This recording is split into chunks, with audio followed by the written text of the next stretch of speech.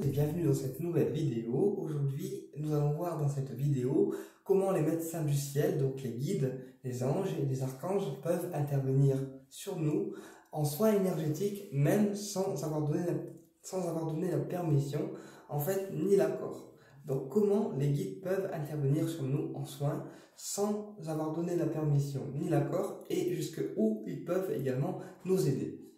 Alors, pour quelqu'un qui est extrêmement sensible à l'énergie subtile, c'est-à-dire quelqu'un qui ressent les guides assez facilement, quelqu'un qui a une médiumnité développée et qui a une certaine connaissance en fait dans l'énergétique, il sentira forcément en fait les guides. Ce qui veut dire qu'on peut avoir un ou plusieurs guides autour de soi.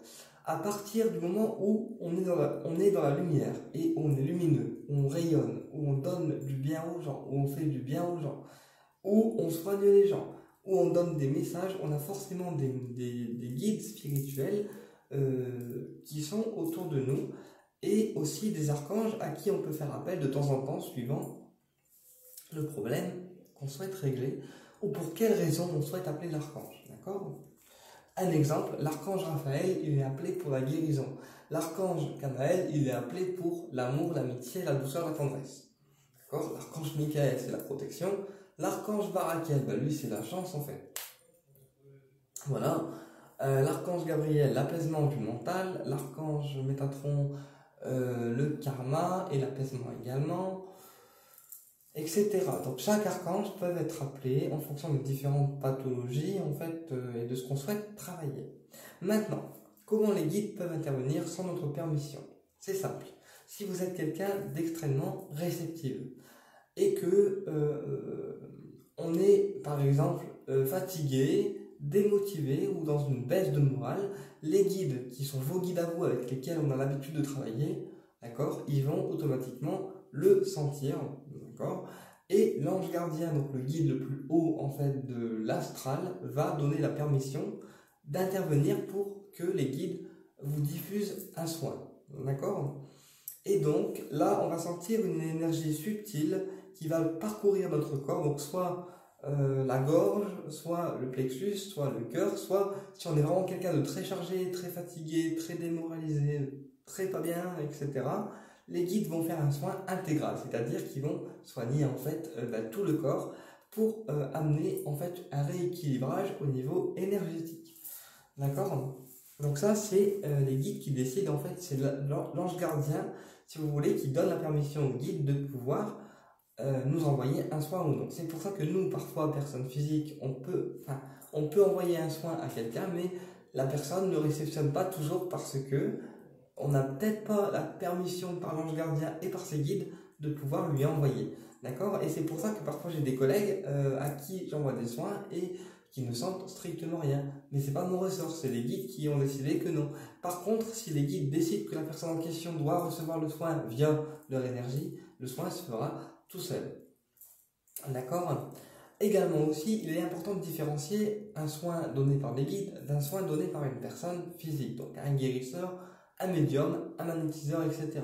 D'accord ? Mais quelqu'un qui travaille dans la médecine holistique ou qui a une certaine connaissance dans l'énergétique. Quand c'est un soin physique, donc donné par une personne physique qui a des dons, c'est beaucoup plus puissant. Parce qu'en fait, on ressent, plus le soin il est pur dans la demande, d'accord, et dans l'envoi aussi, plus la vague d'énergie va vous percuter, et vous allez sentir une douceur près de vous, mais vraiment un truc, c'est très très puissant. Et si vraiment la personne y met tout son cœur, mais vraiment à fond, ça peut apaiser en fait vos maux. Alors quand je dis vos maux, c'est pas que les maux physiques, si les maux physiques ça rentre un peu dedans, mais quand je dis les maux, c'est les maux physiques et aussi bien les maux énergétiques. Donc les maux physiques, c'est une douleur en fait qu'on peut sentir via l'empathie, et les maux énergétiques, c'est par exemple la culpabilité, le regret, la frustration, voilà, toutes les émotions en fait qui sont cristallisées, et que le soin via le guérisseur qui vous soigne, ou la personne avec laquelle on est le plus en adéquation, va pouvoir retirer grâce à son soin. D'accord ? Alors après, Si c'est quelqu'un à qui on est très connecté, à qui on a l'habitude de parler, de se confier, etc., vraiment quelqu'un à qui on a une confiance totale, on peut laisser les canaux ouverts au niveau énergétique, d'accord?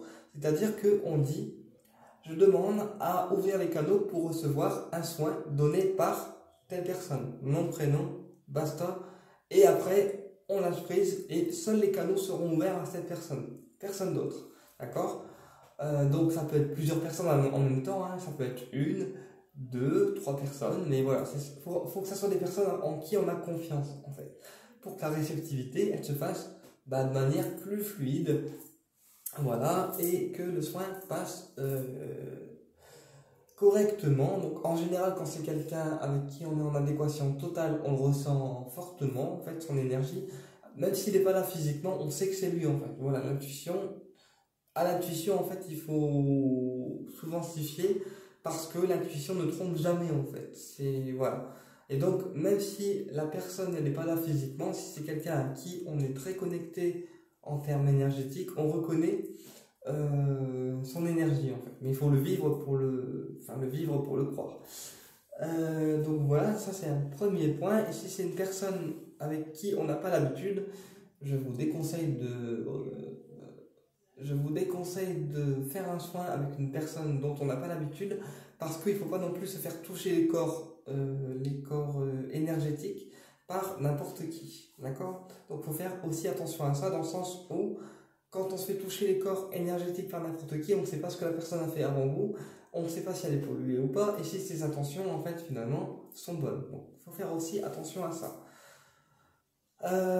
Également aussi, la réception du soin, qu'il soit donné par les guides ou par une personne physique, ça dépend de votre état mental et de votre morale. C'est-à-dire que si on a un moral qui est positif, on va recevoir le soin tant donné par les guides que par la personne avec facilité. À l'inverse, si on est dans une phase un peu plus compliquée, où on est malheureux, où on pleure, etc., eh bien on risque de recevoir le soin 2 à 3 jours après, puisque le soin s'envoie au moment où on y est prêt en fait à le recevoir. C'est-à-dire que le soin peut être programmé par les guides pour s'envoyer tel jour à telle heure. Voilà, mais c'est vraiment en fait quand on a plus besoin que le soin s'envoie et pas forcément en fait quand on souhaiterait le recevoir. Voilà, puisque les guides font toujours les choses de manière juste. Voilà. Après, pour les personnes qui n'ont pas les rayons, alors qui n'ont pas les rayons archangéliques, etc., on peut quand même appeler les archanges et demander la couleur du rayon avec une intention positive. D'accord? Par exemple, je demande à envoyer un rayon à telle personne si ceci est juste pour elle et en accord avec l'univers. Donc, on ferme les yeux, on visualise le tube de couleur avec l'archange qui connecte ce rayon, donc qui en est gouverneur. Et si le rayon doit s'envoyer, il s'enverra. D'accord? Si à l'inverse, il ne doit pas s'envoyer, eh bien, il repartira dans l'univers. Ou alors ça partira à quelqu'un qui en a besoin. Voilà. Également aussi, quand on n'a pas la permission d'envoyer un soin à quelqu'un, c'est-à-dire que quand on connaît la personne et que la personne n'est pas forcément en fait au courant de l'envoi des soins énergétiques, on demande à l'archange Michael, parce que c'est le protecteur, c'est un archange qui protège, d'accord, ou à l'archange avec lequel on veut travailler. Donc par exemple, si c'est l'apaisement, on appellera Métatron ou Kamael, et si c'est de la protection, on appellera Michael, ok?